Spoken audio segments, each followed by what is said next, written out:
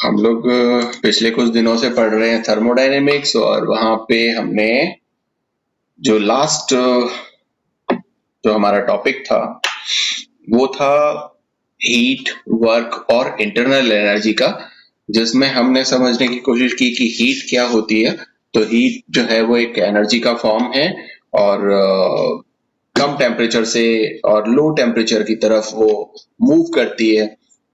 और साथ में हमने कहा कि वो एक तरह का पाथ फंक्शन है, वो स्टेट फंक्शन नहीं है। और इसको डिनोट करने के लिए हमने कुछ टर्म्स, कुछ यूनिट्स बताई कि सब वो कैलोरीज में या जूल्स में हम उसको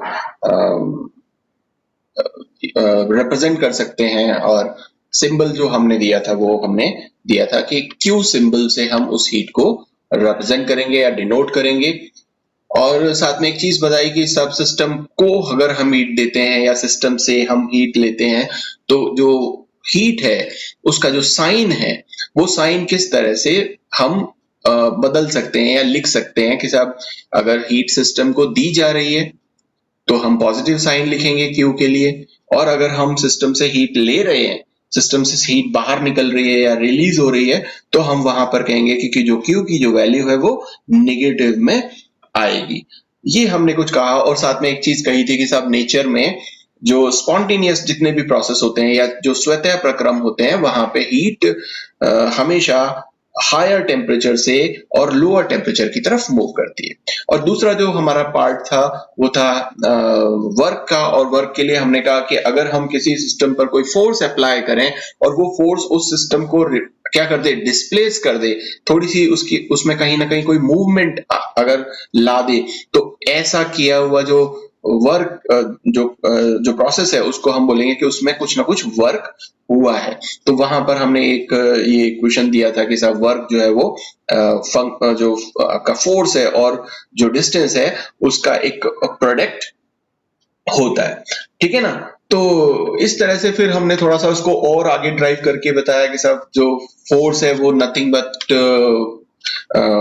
एक प्रेशर अगर आप किसी एक पर्टिकुलर किसी एरिया पर लगाते हो तो वो होता है जो एफ डिवाइडेड बाय ए। और वही फिर अगर आप पीवी को देखोगे तो वो जो वॉल्यूम में जो चेंज हो रहा है ना, वो उसका डिस्प्लेसमेंट हो जाएगा। फिर हमने यहाँ पर देखा कि जो मैकेनिकल वर्क है और जो हमारा गैस का जो वर्क है पीवी, वो दोनों ही एक दूसरे के इक्वल है ना। एक जो थर्मोडायनेमिक वर्क है, तो हम ये भी कह सकते हैं कि जो पीवी वर्क है वो भी एक टाइप का मैकेनिकल वर्क होता है। और उसको समझने के लिए हमने यहाँ पर एक ये सिलेंडर का एक कंसिडर किया। और वो एक क्या कह सकते हैं उसको, वेटलेस और फ्रिक्शनलेस पिस्टन था। और वहां पर कुछ हमने यहाँ पे कुछ फोर्स ऊपर से अप्लाई किया हुआ था जिसको हमने एक प्रेशर अप्लाई किया हुआ था जिसको हमने पी एक्सटर्नल बोला। और अंदर जो गैस के जो मॉलिक्यूल्स है वो बाहर की तरफ प्रेशर लगा रहे थे। तो इस तरह से हमने यहाँ पर वर्क ऑफ एक्सपेंशन को कि ये इस V1 से और ऊपर की तरफ थोड़ा सा मूव करता है, तो वो जो वर्क ऑफ एक्सपेंशन है वो क्या होगा, तो वही फोर्स मल्टीप्लाइड बाय डिस्प्लेसमेंट से हमने उसको निकाला। और एक जो इक्वेशन हमारे पास में वर्क का आया, इसको मैं दोबारा नहीं निकालूंगा, तो मैं सिर्फ पुराना सिर्फ 5 मिनट हम पढ़ते हैं कि लास्ट हमने क्या देखा। तो ये हमने एक वर्क निकाला कि वर्क ऑफ एक्सपेंशन जो है वो W equals to minus P external, और जो वॉल्यूम चेंज है डेल्टा वी, वो हमने यहाँ पर एक वर्क के लिए फार्मूला एक ड्राइव किया। ठीक है ना। और अगर हमने फिर बात की कि साहब ये जो वर्क हमारे पास में आया है, ये वर्क की जो वैल्यू है ये माइनस में होगी या प्लस में, जैसे हमने हीट के लिए देखा था ऐसे ही हम इसके लिए भी W के लिए भी साइन देखते हैं। तो मैंने आपको बताया कि साहब अगर सिस्टम के थ्रू वर्क किया जाता है तो इसका मतलब ये है कि सिस्टम की एनर्जी कहीं ना कहीं कम हो रही है, और कम हो रही है तो आप यहाँ पर उसके लिए नेगेटिव साइन को अप्लाई करोगे या यूज करोगे। और जब आप सिस्टम पर काम करते हो, ऑन द सिस्टम काम होता है, तो वहां पर आप सिस्टम को कहीं ना कहीं हीट प्रोवाइड कर रहे होते हो। तो इस वजह से वो हीट का मतलब वो एनर्जी प्रोवाइड कर रहे होते हो, तो वर्क हो या हीट हो ये सब एनर्जी की ही फॉर्म है। तो वहां एनर्जी क्या हो जाती है, इंक्रीज हो जाती है। तो वो जो कंप्रेशन वर्क है वहां पर आप कह सकते हो कि जो W है उसकी वैल्यू पॉजिटिव में होगी। और फिर हमने मैक्सिमम वर्क कैलकुलेट करने के लिए यहाँ एक डेरिवेशन शुरू किया कि ये जो आपका पिस्टन है, सिलेंडर है और इस पे जो पिस्टन लगा हुआ है, इसमें छोटे-छोटे हमने कुछ वेट्स रखे हुए हैं और थोड़ा-थोड़ा करके अगर हम इस वेट को हटाएँगे तो ये एक धीरे-धीरे, धीरे-धीरे ये पिस्टन को ऊपर लेकर के जाएगी, जो अंदर की जो गैस है। तो यहाँ पर एक मैक्सिमम वर्क जो है वो होगा। और हमने कहा कि जो अंदर का जो प्रेशर है, वो अंदर का प्रेशर हमेशा ज़्यादा रहेगा, क्योंकि अगर अंदर का प्रेशर ज़्यादा नहीं रहेगा, तो जो हमारा पिस्टन है वो ऊपर की तरफ नहीं जा पाएगा। ठीक है ना?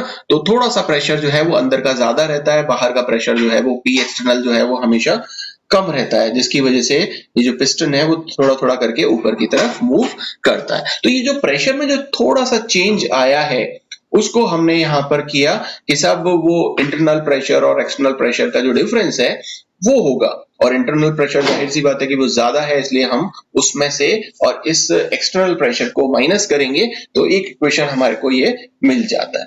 और जो थोड़ा-सा काम इसमें हुआ, मतलब ये थोड़ा-सा जब ये ऊपर की तरफ सरका है पिस्टन और इसमें थोड़ा-सा प्रेशर में चेंज आया है, तो कहीं न कहीं इसमें थोड़ा-सा काम भी हुआ होगा। और काम अगर हुआ होगा तो उसको हम W से डिनोट करते हैं। थोड़ा-सा काम है छोटा-सा, इसलिए उसको हम dW से लेंगे। और ये जो इक्वेशन हमारे पास में वर्क ऑफ एक्सपेंशन के लिए आई थी, इसी को हम यहाँ पर करेंगे सब, जो P एक्सटर्नल है और यहाँ डेल्टा V तो हमने टोटल वॉल्यूम में चेंज के लिए लिख दिया था कि साहब ये V1 से और V2 तक चला गया, लेकिन हमने यहाँ पर थोड़ा-सा चेंज किया है, इसलिए इस V को हम डेल्टा V ना लिख करके डेल V लिखते हैं कि थोड़ा-सा वॉल्यूम में चेंज हुआ है। और ये जो P एक्सटर्नल है, इसको अगर हम कैलकुलेट करें कि ये कितना लगा, ठीक है ना? क्योंकि इसके अगेंस्ट हम काम कर रहे हैं। जो ऊपर से प्रेशर लग रहा है उसके अगेंस्ट हम ऊपर की तरफ हमारी जो गैस है उसको धक्का दे रही है, तो इसको हम इस इक्वेशन 1 से निकाल सकते हैं और P एक्सटर्नल की जो वैल्यू आती है वो P इंटरनल माइनस dP आ जाएगी। और इस वैल्यू को अगर हम यहाँ पुट कर दें इक्वेशन 2 में, P एक्सटर्नल में, तो ये जो इक्वेशन है वो कुछ हमारा इस तरह का हो जाता है। फिर इस ब्रैकेट को हम हटाएंगे तो साइंस बदल जाएंगे, ये माइनस तो माइनस ही रहेगा, इधर देखेंगे तो ये पॉजिटिव हो जाएगा, माइनस माइनस, इसलिए ये वैल्यू ये आ जाएगी।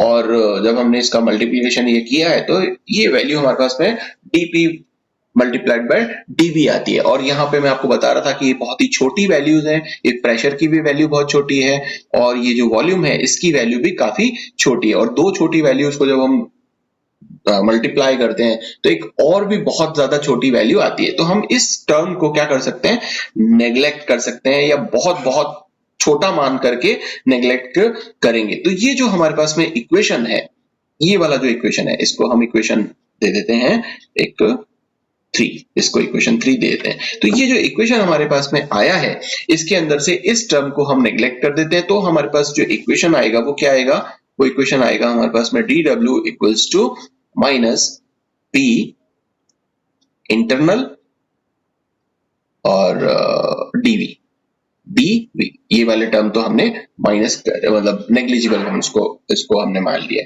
तो जो टोटल वर्क, अब ये तो छोटा सा काम हो गया, ये जो वर्क आया है ये क्या आया है, ये छोटा सा काम वो आया है जो इस पिस्टन पे से छोटा सा हमने वेट हटाया और ये थोड़ा सा ऊपर चला, हल्का सा, ठीक है ना? ऐसे करके हमने यहाँ पे बहुत सारे वेट्स रखे हुए हैं, है ना? आप ये मान के चलो हजारों वेट्स रखे हुए हैं, तो वो छोटा छोटा छोटा छोटा, ये मान लो 1 किलो है और इस 1 किलो में हमने वो 0.11 ग्राम के वेट रखे हुए हैं, तो थोड़ा थोड़ा ऊपर जा रहा है।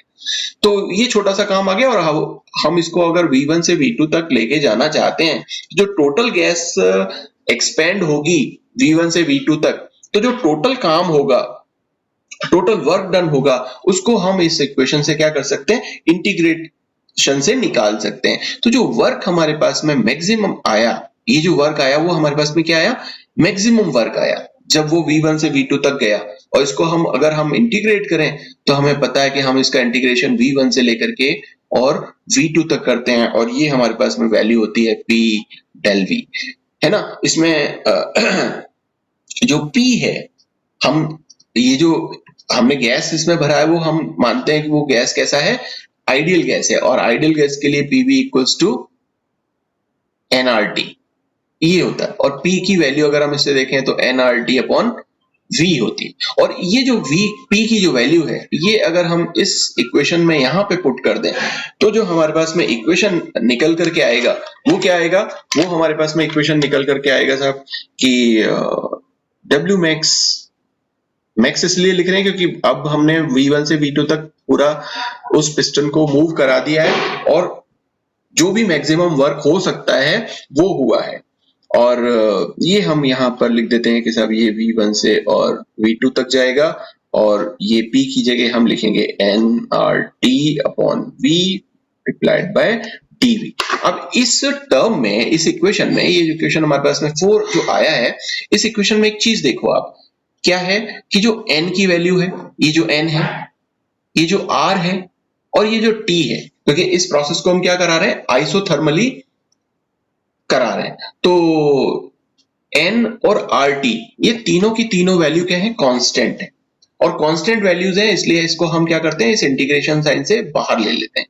तो ये जो हमारे पास में W max है equals to minus n R T, ये हमने बाहर ले लिया और V1 से V2 तक हमने इंटीग्रेट कर दिया। अब जो टर्म हमारे पास में बचा है वो बचा है dV/V, और dV/V को जब आप इंटीग्रेट करोगे तो आपके पास में जो वैल्यू आएगी वो क्या आएगी, अभी मैं W max नहीं लिख रहा हूं, तो ये वैल्यू जो हमारे पास में आएगी वो क्या आएगी, वो आएगी आपके पास में nRT, ये माइनस साइन है ही, और ये ln V2/V1।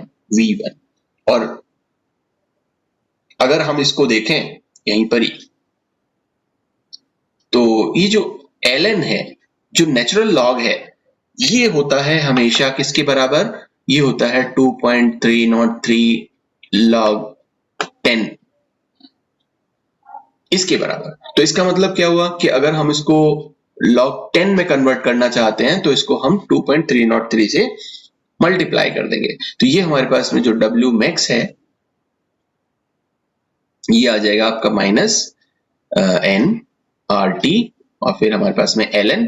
तो अच्छा, इसको हम पहले ही लिख देते क्योंकि नंबर वाला है ना, तो नंबर हम पहले ही लिख देते, तो माइनस 2.303 से इसको मल्टीप्लाई कर दिया, ये आपका n, ये आपका r और ये हमारे पास में t, और ये हो गया अब ln जो है नेचुरल लॉग, लॉग बेस 10 में कन्वर्ट, और ये V2/V1।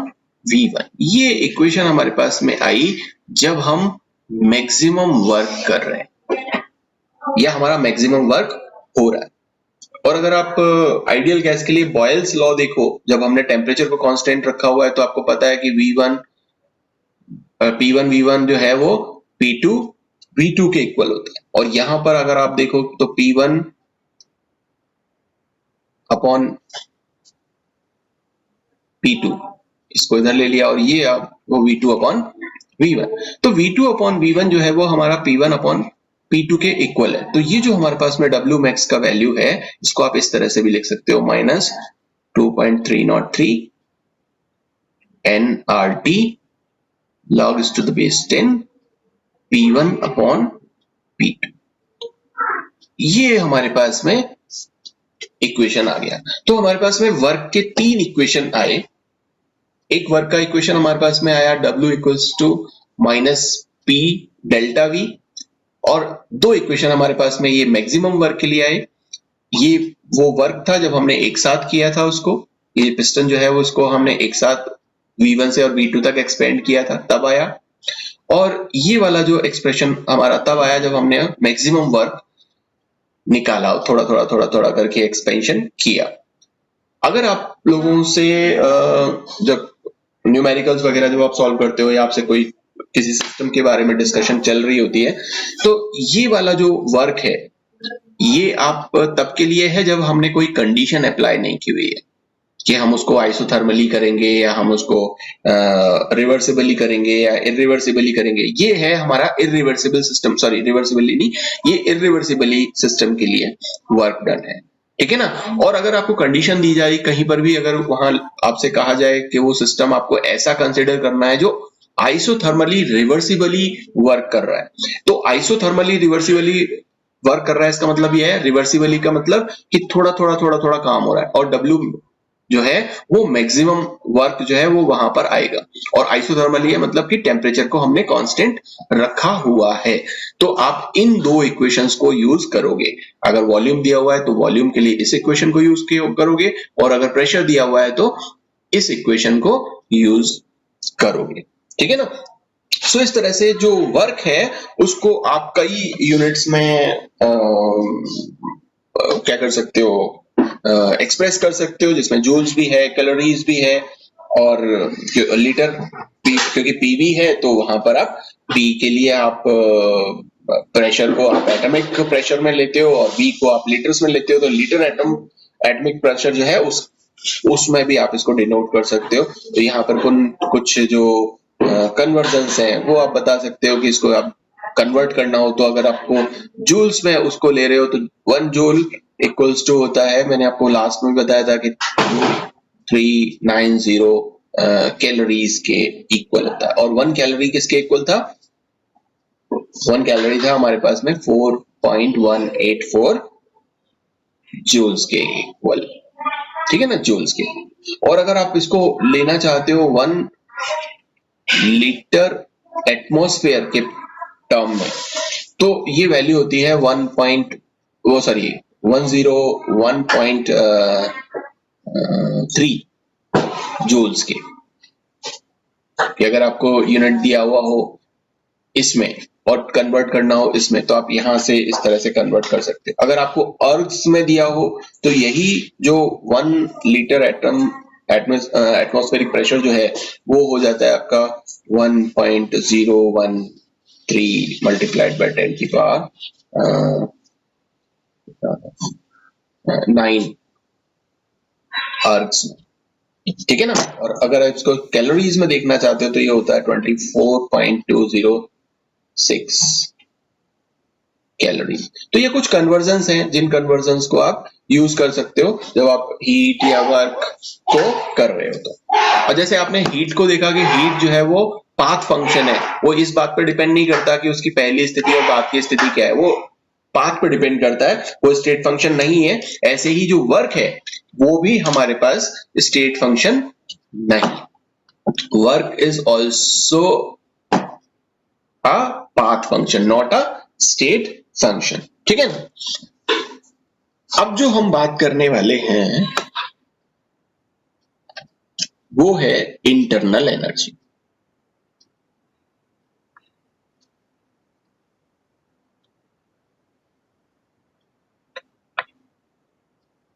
इंटरनल एनर्जी, और इसको डिनोट करने के लिए अलग अलग बुक्स में अलग अलग तरीके के सिंबल यूज कर सकते हैं वो लोग जो भी बुक लिख रहे हैं।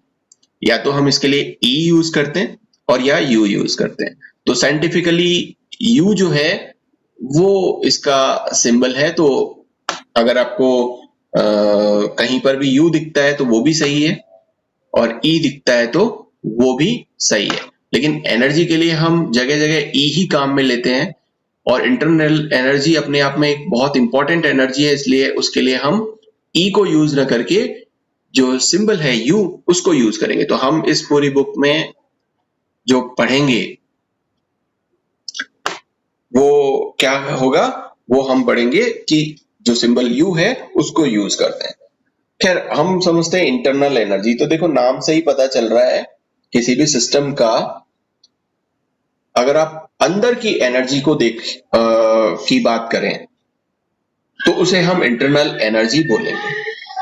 अब सिंपल एक लाइन में कहा जाए तो हर सिस्टम चाहे वो किसी भी फेज में हो, सॉलिड हो, लिक्विड हो, गैस हो, वो एक डेफिनेट अमाउंट की एनर्जी को रखता है या एसोसिएटेड रहता है जो इंटरनल एनर्जी कहलाती है, ठीक है ना। और ये इंटरनल एनर्जी उसके केमिकल नेचर पर, टेम्परेचर पर, प्रेशर पर, वॉल्यूम पर, इस पर डिपेंड करती है। एक सिंपल सा एक डेफिनेशन है, बट थोड़ा सा इसको समझते हैं कि इंटरनल एनर्जी क्या है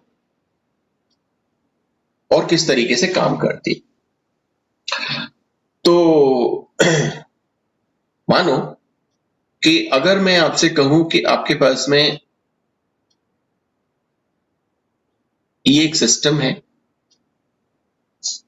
और मान लीजिए कि इसके अंदर आपने कुछ फिल कर दिया है ना, ये मान लीजिए कि इसमें आपने वाटर ही फिल कर दिया, और मैं आपसे पूछना चाहूं कि इस वाटर की इंटरनल एनर्जी क्या है, ये जो अंदर पानी भरा हुआ है इसकी इंटरनल एनर्जी क्या है। या फिर मैं आपके पास में ये कंटेनर है, यहाँ ये पिस्टन लगा हुआ है और यहाँ पर हमने कुछ गैस भरी हुई है, और मैं अगर आपसे पूछूं कि साहब ये जो गैस अंदर भरी हुई है, कोई भी गैस हो सकती है ये, है ना, इस गैस का इंटरनल एनर्जी क्या है। या हमारे पास में कोई एक सॉलिड का क्यूब हो, ये मैंने सॉलिड लिया और आपसे पूछे हैं कि साहब इसकी इंटरनल एनर्जी क्या है। तो इंटरनल एनर्जी को किस तरह से मेजर किया जाए, आपसे पूछा जाता है कि कैसे इसकी इंटरनल एनर्जी क्या है, तो आप इसको कैसे मेजर करेंगे। पहले ये समझते हैं कि ये अंदर, चाहे वो गैसियस फॉर्म में हो या ये लिक्विड फॉर्म में हो या ये सॉलिड फॉर्म में हो, इन फॉर्म्स में ये एनर्जी होती किसकी वजह से, फिर हम बात करेंगे कि उसको कैसे मेजर किया जाए, ये एनर्जी किस वजह से होगी, और फिर देखेंगे मेजर कैसे किया जाए। तो देखो किस वजह से है, तो हमें पता है कि चाहे वो हम लिक्विड, सॉलिड या गैस किसी भी फॉर्म में उसको ले लें, उसमें होंगे मॉलिक्यूल्स, ठीक है ना। लेट से कि इसको मैं ले लेता हूं कि साहब ये गैस जो है वो स्टीम है, वाटर मॉलिक्यूल्स है, स्टीम वेपर फॉर्म, और ये जो है ये भी वाटर ही है, बट क्या है, आइस, ठीक है। तो ये हमने ले लिया लिक्विड फॉर्म में वाटर, ये हमने ले लिया वाटर को ही गैस फॉर्म में, और ये ले लिया हमने वाटर को ही आइस फॉर्म में। अब वाटर मॉलिक्यूल्स यहाँ पे प्रेजेंट है। अब वाटर मॉलिक्यूल कुछ इस तरह का होगा, ये ऑक्सीजन, ये हाइड्रोजन और ये हाइड्रोजन, ऐसा ही होता है ना, ये ऑक्सीजन होता है, इधर हाइड्रोजन लगाते हो, इधर हाइड्रोजन लगाते हो। मैंने आपको कुछ इस तरीके का बताया। तो ये जो ऑक्सीजन है, ये हाइड्रोजन है, ये हाइड्रोजन है, ये कर क्या रहे हैं।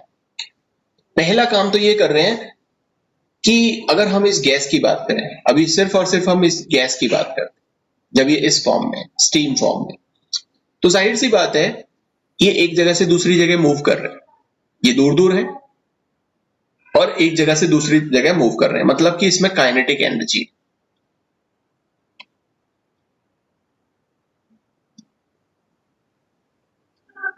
काइनेटिक एनर्जी जिसको हम K से रिप्रेजेंट कर लेते हैं। तो ये जो काइनेटिक एनर्जी है, इसकी वजह से ये एक जगह से दूसरी जगह मूव कर रहे हैं, तो एक तरह की एनर्जी हो गई जिसको हम बोलेंगे ऐसी काइनेटिक एनर्जी जो इसको मूव करा रही है, जिसको हम बोलते हैं ट्रांसलोकेशनल काइनेटिक एनर्जी। ये जो काइनेटिक एनर्जी है इसको हम KT से रिप्रेजेंट कर रहे हैं, और ये क्या है, ट्रांसलोकेशनल, ट्रांसलोकेशनल एनर्जी जो इसको मूव करा रही है। अच्छा, जरूरी तो नहीं है कि ये सारे के सारे मॉलिक्यूल्स मूव कर ही रहे हो, कुछ कम तेजी से मूव कर रहे होंगे, कुछ ज्यादा तेजी से मूव कर रहे होंगे। और अगर हम यहां पर अब जाते हैं इस लिक्विड वाली फेज में, तो लिक्विड वाली फेज में आप देखोगे कि मॉलिक्यूल जो एक जगह से दूसरी जगह तो जा ही रहे हैं, साथ में इनमें क्या हो रहा है, वाइब्रेशन भी हो, और इसमें भी वाइब्रेशन हो रहा है। ये जो मॉलिक्यूल है ये वाइब्रेट भी कर रहे हैं, बट यहां पर सबसे ज्यादा पार्ट ये है कि मूव करके जा रहे हैं, इसलिए मैंने यहां पर मेन पार्ट लिख दिया कि साहब इसका ट्रांसलोकेशनल एनर्जी, जो काइनेटिक एनर्जी है वो सबसे ज्यादा है, ट्रांसलोकेशनल काइनेटिक एनर्जी सबसे ज्यादा है। दूसरी एनर्जी जो इसमें होगी वो काइनेटिक एनर्जी ही होगी, क्योंकि वो मूवमेंट की वजह से, काइनेटिक एनर्जी वो होती है जो मूवमेंट की वजह से हो। तो पहला मूवमेंट तो ये है कि एक जगह से दूसरी जगह जा सकते हैं, और दूसरा मूवमेंट ये है कि ये एक जगह पे रह करके वाइब्रेशन कर सकते हैं। जैसे सॉलिड फॉर्म में अगर आप देखो तो सॉलिड में कहीं जा नहीं रहा, एक जगह से वही फिक्स है, फिक्स अमाउंट, रोटेशन भी नहीं कर रहा, लेकिन एक अपनी जगह पे वाइब्रेट हो रहा है। तो ये जो वाइब्रेशनल काइनेटिक एनर्जी है ये भी इसमें है, जो वाइब्रेट करवा रही है इसको, वाइब्रेशनल काइनेटिक एनर्जी। और तीसरी एनर्जी जो मैंने आपको बताई थी कि साहब इसमें क्या हो सकते हैं, रोटेशन हो सकते हैं। ये जो मॉलिक्यूल है ये रोटेट हो सकता है, ये जो इस तरीके का है ये इस तरीके से कन्वर्ट हो सकता है, ये इस तरीके से रोटेट हो सकता है, ये इस तरीके से भी रह सकता है। ये रोटेट कर रहा है, मूव कर रहा है ना, रोटेशन कर रहा है। अब देखो पहले ये इस तरीके से था, फिर रोटेट किया, ये अपोजिट इसका हो गया, ऐसा किया ये इस तरह से हो गया, ऐसा किया ये इस तरह से हो गया, और इनके बीच की बहुत सारी रोटेशनल जो सिचुएशंस हैं वो हो सकती हैं। तो ये रोटेशनल काइनेटिक एनर्जी भी इसमें है जो इसको रोटेट करा रही है, रोटेशनल काइनेटिक एनर्जी। ये तो वो है जो काइनेटिक एनर्जी। दूसरा, इसमें कुछ ना कुछ पोटेंशियल एनर्जी भी है। ये जो मॉलिक्यूल आपका है उसमें क्या है, पोटेंशियल एनर्जी भी है, क्योंकि काइनेटिक, क्योंकि एक तरह की एनर्जी जो काइनेटिक एनर्जी है वो काइनेटिक में बदल कब रही है, जब उसमें किसी न किसी तरह की पोटेंशियल एनर्जी होगी। फिर इसका जो मॉलिक्यूल है वो और भी बहुत सारे टाइप की एनर्जी रख सकता है, ठीक है ना। इसका न्यूक्लियस है, वो न्यूक्लियस भी कुछ ना कुछ कर रहा होगा। इसका जो इलेक्ट्रॉन है वो भी कुछ ना कुछ कर रहा होगा। वहां पे न्यूक्लियर की वजह से, मतलब न्यूक्लियस की वजह से एनर्जी हो सकती है, तो वो न्यूक्लियर एनर्जी। इसमें जो नंबर ऑफ जो पार्टिकल्स हैं या नंबर ऑफ ये जो वाटर मॉलिक्यूल्स हैं वो कम ज्यादा हो सकते हैं, तो उस मास की वजह से भी किसी में कम होगी, किसी में ज्यादा, वो हो सकती है ना। मॉलिक्यूल की एनर्जी, एटम्स की एनर्जी, ये सारी, और न्यूक्लियस की एनर्जी, ये सारी बहुत सारी टाइप की, ये तो मैंने कुछ टाइप की एनर्जी लिखी है, ये बहुत सारी टाइप की एनर्जी मिलकर के क्या बनाती हैं, वो बनाती हैं इसकी इंटरनल एनर्जी। तो इंटरनल एनर्जी कोई एक एनर्जी नहीं है, बल्कि it is a sum of all type of energy which is present of your system. आपका जो भी सिस्टम है उस सिस्टम में हर तरह की एनर्जी को अगर आप जोड़ लो, उसमें जितने भी टाइप की एनर्जी हो सकती है, तो आप उसकी इंटरनल एनर्जी को निकाल सकते हो या बता सकते हो कि ये उसकी इंटरनल एनर्जी है। अब मेरा सवाल ये है कि अगर आप बोलते हो कि साहब मेरे पास में ये वाटर है और इसका इंटरनल एनर्जी क्या होगा, तो हम जनरली क्या करते हैं, एनर्जी बताने के लिए कि साहब इसमें इतनी एनर्जी है, हम यहाँ पर टेम्परेचर नाप लेते हैं इसका, यहाँ पे थर्मामीटर लगा करके कि साहब इसमें ना इतना टेम्परेचर आ रहा है इसका, ये इस समय जो है 50 डिग्री सेल्सियस पर है और इसकी एनर्जी इतनी है। इसको हम जूल्स में, कैलोरीज में कन्वर्ट करके और बता देंगे। लेकिन एक्चुअली में तो इसमें बहुत सारे टाइप की एनर्जी थी, कोई एक अकेली एनर्जी तो थी नहीं। इसीलिए आपको जब भी कभी पूछा जाए कि इंटरनल एनर्जी क्या है, तो आप बता सकते हो कि इंटरनल एनर्जी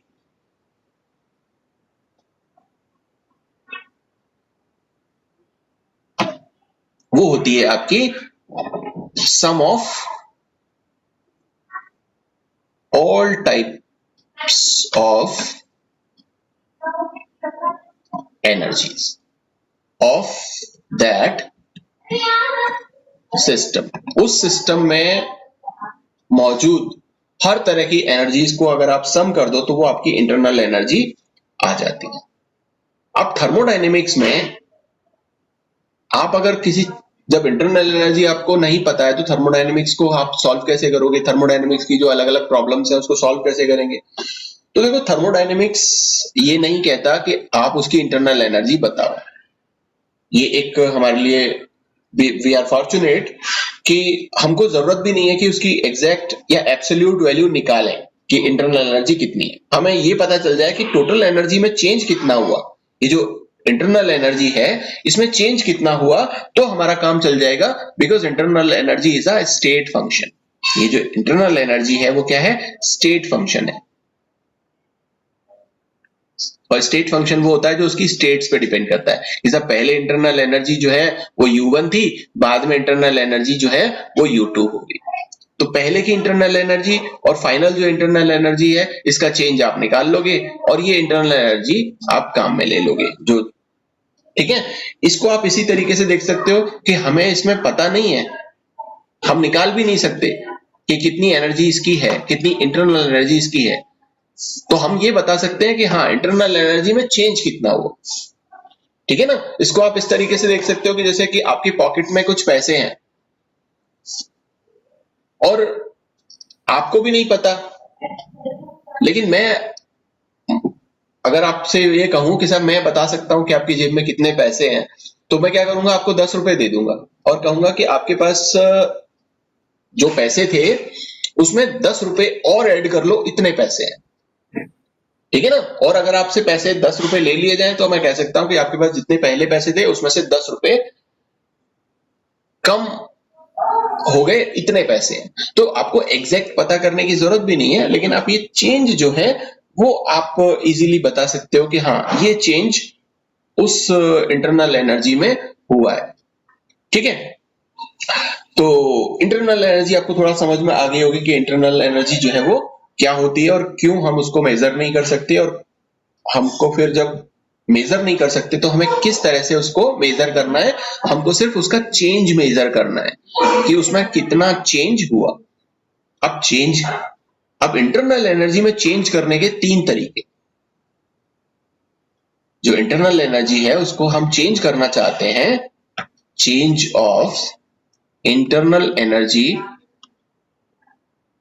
पहला जो तरीका है वो ये है कि हम उस पर एक वर्क हम कर दें, या तो वो वर्क ऑन द सिस्टम हो सकता है या बाय द सिस्टम हो सकता है, ठीक है ना, बाय परफॉर्मिंग अ वर्क। दूसरा जो प्रोसेस है या तरीका है वो ये है कि हम क्या करें, हीट एक्सचेंज कर दें, एक्सचेंज ऑफ हीट। और तीसरा जो तरीका है वो ये है या ये कह सकते हैं एक्सचेंज ऑफ मैटर, ठीक है। ये 3 तरीके, इन तीनों तरीके पे बारी बारी से हम बात करेंगे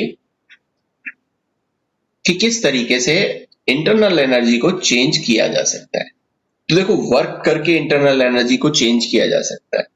हम अगर वर्क कर दें तो कैसे भाई, हम किसी भी सिस्टम को लें, एक आपने बॉटल लिया, ठीक है ना, ये बॉटल आप लेकर के और इसमें क्या भर देते हो, पानी, ठीक है ना, ये आपने इसमें वाटर भर दिया, और जाहिर सी बात है अब आपको इसके ऊपर वर्क करना है।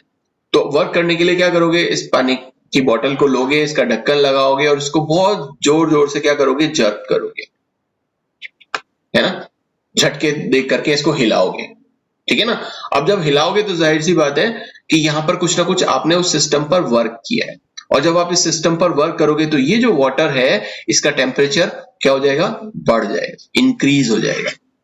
और टेम्परेचर बढ़ जाएगा इसका मतलब क्या हुआ, तो इसकी इंटरनल एनर्जी बढ़ी है। अब आप बोलोगे साहब आपने पहले बोला था कि टेम्परेचर को जो है हम यूज नहीं करेंगे इंटरनल एनर्जी को बताने के लिए, कि थर्मामीटर लगा करके हम बताए थे कि साहब इसका इतना टेम्परेचर है तो इसकी इतनी इंटरनल एनर्जी होगी, बिल्कुल सही बात। तो यहां पर आप इसको दूसरे तरीके से समझो। कैसे, मान लीजिए कि ये आपका वो कंटेनर है जिस कंटेनर में आपने ये वाटर मॉलिक्यूल को रखा है, ये वाटर मॉलिक्यूल। अब ये जैसे ही आप इसको झटके देकर के हिलाओगे तो क्या होगा, ये मॉलिक्यूल इन दीवारों से टकराएगा। ये इस दीवार से भी टकरा सकता है, ये इससे भी टकरा सकता है, ये सामने वाली दीवार से भी टकरा सकता है, और ये यहाँ इस दीवार से भी टकरा सकता है। अब ये जो वाटर मॉलिक्यूल है ये जिस भी डायरेक्शन में टकराए, ठीक है, मैं इसको सिर्फ एक ही डायरेक्शन में ले लेता हूं कि साहब ये इस डायरेक्शन में इससे टकराया। अब जब हमने इसके ऊपर कुछ काम किया और इसकी काइनेटिक एनर्जी को इंक्रीज किया, जब ये यहां इससे टकराएगा तो जाहिर सी बात है ये जो दीवार है इसका मास ज्यादा है और ये जो वाटर मॉलिक्यूल है इसका मास कम है। ये जो वाटर मॉलिक्यूल, तो जब ये कम मास की चीज इस ज्यादा मास के इस दीवार से टकराएगी, और क्योंकि हम कह रहे हैं कि जो सिस्टम है वो एक आइडियल सिस्टम है, तो ये यहां टकराने के बाद में ये गैस इस तरीके से यहां मूव कर जाएगी। मतलब जितना काइनेटिक एनर्जी इसका पहले था, अब इसका काइनेटिक एनर्जी क्या हो जाएगा, और बढ़ जाएगा, ठीक है ना। और इस चीज को बिल्कुल आप वैसे देख सकते हो जब आप क्रिकेट खेलते हो या आप टेनिस खेलते हो या कुछ भी ऐसा गेम खेलते हो जिसमें आप किसी छोटी चीज को बड़ी चीज से हिट करते हो। अब आप बॉल को बैट से हिट करते हो तो देखो बॉल का साइज छोटा होता है, उसका मास कम होता है, बैट का साइज मास ज्यादा होता है। तो जब वहां उससे वो टकराएगी, जब आप उससे हिट करते हो तो आप देखते हो कि जो वेलोसिटी या जो काइनेटिक एनर्जी उस बॉल में पहले थी उससे कहीं ज्यादा वेलोसिटी उस बॉल में हो जाती है। तो ऐसे ही यहां पर होता है कि यहां तो बहुत ज्यादा इस वॉल का मास है, तो ये इसकी काइनेटिक एनर्जी को बढ़ा देगा। और जाहिर सी बात है जब काइनेटिक एनर्जी बढ़ जाएगी, जब काइनेटिक एनर्जी का मतलब जो ट्रांसलोकेशनल एनर्जी है, जो एक जगह से दूसरी जगह ये मूव कर रहा है, तो इसकी काइनेटिक एनर्जी ट्रांसलोकेशनल भी बढ़ गई। हो सकता है ये वाइब्रेशन जो कर रहा है इसकी वाइब्रेशनल एनर्जी भी और ज्यादा बढ़ जाएगी, और इसकी जो रोटेशनल एनर्जी है वो भी बढ़ जाएगी। तो काइनेटिक एनर्जी जो अलग अलग तरीके की है वो सब बढ़ रही है, पोटेंशियल एनर्जी इसकी बढ़ रही है, तो आप ये कह सकते हो कि इसका जो इंटरनल एनर्जी है वो भी क्या हो जाएगी, इंक्रीज हो जाएगी। तो वर्क करके आप इस तरीके से उसकी इंटरनल एनर्जी को चेंज कर सकते हो। आप वर्क सिस्टम पर किया है, इसीलिए यहां जो काइनेटिक एनर्जी या सॉरी जो वर्क आपने सिस्टम पर किया है, इसलिए इस वर्क की जो वैल्यू होगी उसको आप क्या लोगे, पॉजिटिव में लोगे, प्लस। दूसरा चीज क्या है, दूसरा है कि हम हीट एक्सचेंज करते हैं। अब मैंने क्या किया, यहां पर थोड़ा सा हीट प्रोवाइड कर दिया, इसको यहां पर एक बर्नर लगाया और इस बर्नर से इसको हीट देना शुरू की। तो जाहिर सी बात है जब इसको हीट देंगे तो एक एनर्जी इसमें जा रही है जिसकी वजह से इसकी काइनेटिक एनर्जी बढ़ेगी। तो कुल मिला के बात क्या है, इंटरनल एनर्जी का मतलब होता है कि उसकी काइनेटिक एनर्जी, पोटेंशियल एनर्जी और जितनी भी टाइप की एनर्जी है वो किसी ना किसी तरीके से इंक्रीज हो रही है, चेंज हो रही है। यहाँ पे है ना, अब ये इंक्रीज हो रही है हमारी। तो यहाँ पर हमने Q प्रोवाइड किया है, इसलिए ये Q की वैल्यू भी क्या आ जाएगी, प्लस में आ जाएगी। ठीक है, तो एक्सचेंज ऑफ हीट से भी आप क्या कर सकते हो, इंटरनल एनर्जी को चेंज कर सकते हो। अच्छा, एक चीज और मैं आपको बताता हूं यहाँ पे कि जब हमने वर्क से किया, अगर सिस्टम पर काम हो रहा है, सिस्टम पर हमने काम किया है तो टेम्परेचर हमेशा क्या होगा, इंक्रीज। और सिस्टम के द्वारा काम किया जाएगा तो टेम्परेचर क्या होगा, तब टेम्परेचर आपका क्या होगा, डिक्रीज। ठीक है ना, ये तो क्या है, ऑन द सिस्टम। ये क्या है, by the system. Exchange heat में आपको पता ही है कि जब आप हीट दोगे तो टेम्परेचर बढ़ेगा, जब आप प्लस एच कर रहे हो तो टेम्परेचर बढ़ जाएगा, और अगर आप सिस्टम से हीट ले लो तो टेम्परेचर डिक्रीज हो जाएगा। इसीलिए ज्यादातर हम थर्मोमीटर करके और एक थोड़ा बहुत आइडिया लगाते हैं कि हाँ साहब उसकी इंटरनल एनर्जी में क्या चेंज हुआ है। अच्छा, दूसरी चीज, ये दो चीजें हमारी हो गई, और एक है हमारा मैटर को एक्सचेंज कर लिया जाए। मतलब यहाँ पर जो पानी इतना भरा हुआ था, अब मैं क्या कर दूं, इसमें से पानी को इतना भर दूं, तो ज्यादा पानी हो गया, ज्यादा मॉलिक्यूल्स हो गए, ज्यादा मॉलिक्यूल्स हो गए, ज्यादा इंटरनल एनर्जी हो जाएगी, क्योंकि ज्यादा मॉलिक्यूल्स हैं तो ज्यादा वाइब्रेशन कर रहे होंगे, ज्यादा लोकेशन पोटेंशियल एनर्जी उसमें होगी, ज्यादा मॉलिक्यूल्स एक जगह से दूसरी जगह जा रहे होंगे, ज्यादा मॉलिक्यूल्स रोटेशन कर रहे होंगे, ज्यादा न्यूक्लियस होंगे तो ज्यादा न्यूक्लियर एनर्जी उसमें प्रोवाइड हो जाएगी। तो ये एक एक्सटेंसिव प्रॉपर्टी है। Internal energy is a extensive property, extensive property. तो हम मैटर को एक्सचेंज करके, या तो इसको कम कर दो मैं पानी को, तो कम मॉलिक्यूल यहां पर हो जाएंगे, तो इसकी इंटरनल एनर्जी जाहिर सी बात है कम हो जाएगी। और अगर मैं इसको बढ़ा देता हूं इस पानी की क्वांटिटी को, तो जो इंटरनल एनर्जी है वो इंक्रीज हो जाएगी। तो इन तीनों तरीके से हम इंटरनल एनर्जी को बढ़ा सकते हैं, लेकिन हमें सिर्फ इन दो तरीकों पर काम करना है, वर्क पर और एक्सचेंज ऑफ हीट। अब आप बोलोगे साहब दो तरीकों पे ही क्यों, इस तरीके पे क्यों नहीं? वो इसलिए क्योंकि देखो, जब भी हम किसी भी सिस्टम को पर काम करते हैं तो हम उस सिस्टम में उस जो भी परफॉर्म कर रहे हैं, हम उस सिस्टम से जो भी चीजें करवा रहे हैं, हम वहां पर उसका मैटर जो है वो एक्सचेंज कम करते हैं।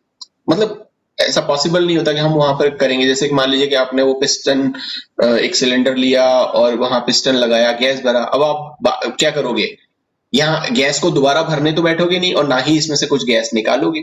तो जो पिस्टन लगा हुआ है एक क्लोज सिस्टम में, आप ज्यादातर उस अपनी जो ऑपरेशंस हैं उनको करवा रहे हो, उस प्रोसेस को ज्यादातर हम क्या करवाते हैं, क्लोज्ड सिस्टम में करवाते हैं।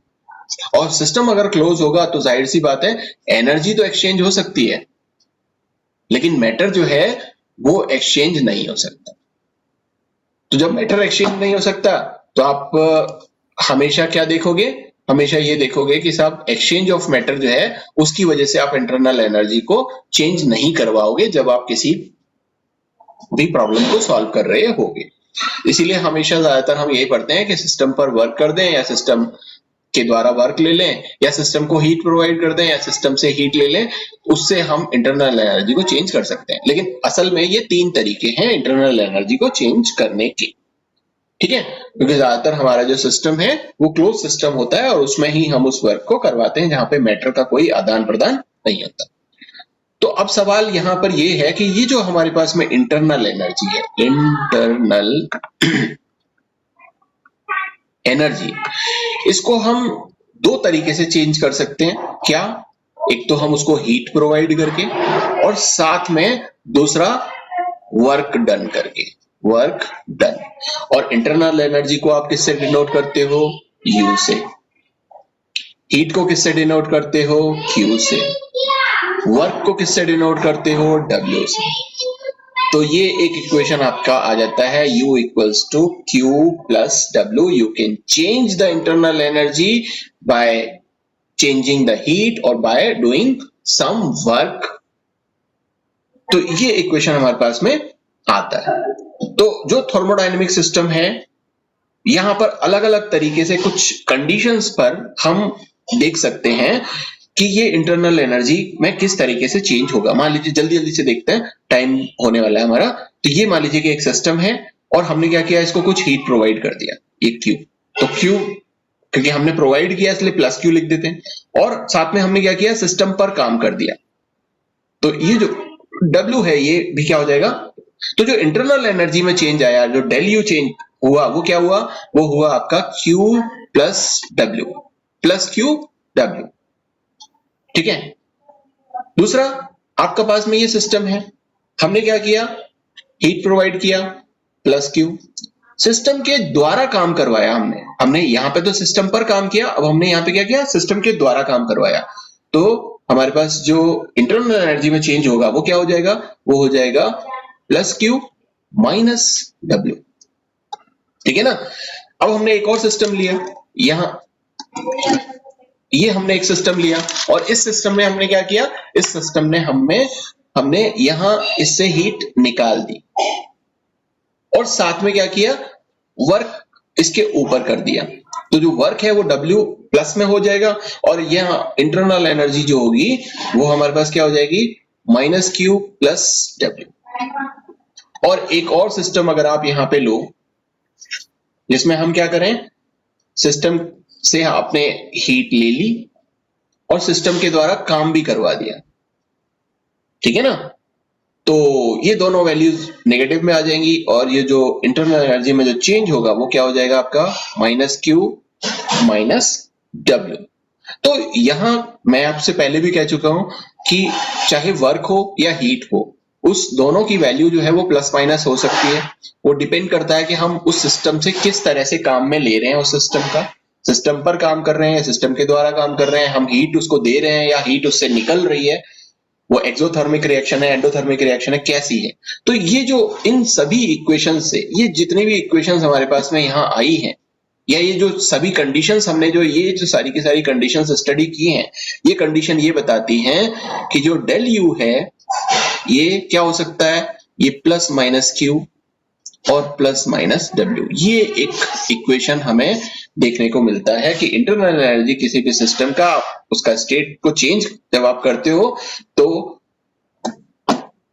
हीट में चेंज करके या वर्क में चेंज करके आप बता सकते हो। और ये एक स्टेट फंक्शन है, इंटरनल एनर्जी इसकी स्टेट पर डिपेंड करती है, एक्सटेंसिव प्रॉपर्टी है, क्योंकि हम इसमें क्वांटिटी को अगर कम ज्यादा कर दें तो क्वांटिटी आपकी बढ़ने घटने पर इंटरनल एनर्जी चेंज हो जाती है। और ये जो इंटरनल एनर्जी में चेंज जो डेल यू मैंने बताया है आपको, ये डेल यू क्या है, ये डेल यू है कि ये जो आपका फाइनल इंटरनल एनर्जी कितना है और माइनस इनिशियल इंटरनल एनर्जी कितना है। जो शुरुआती इंटरनल एनर्जी है और जो फाइनल इंटरनल एनर्जी है, इनका जो डिफरेंस है वो आपका ये एनर्जी, जो इंटरनल एनर्जी में चेंज। और वही सेम इसकी एसआई यूनिट वही जूल है, कैलोरी है। अगर आप एसआई यूनिट देखना चाहें तो जूल है, नॉन एसआई यूनिट देखना चाहें तो कैलोरी है। और इंटरनल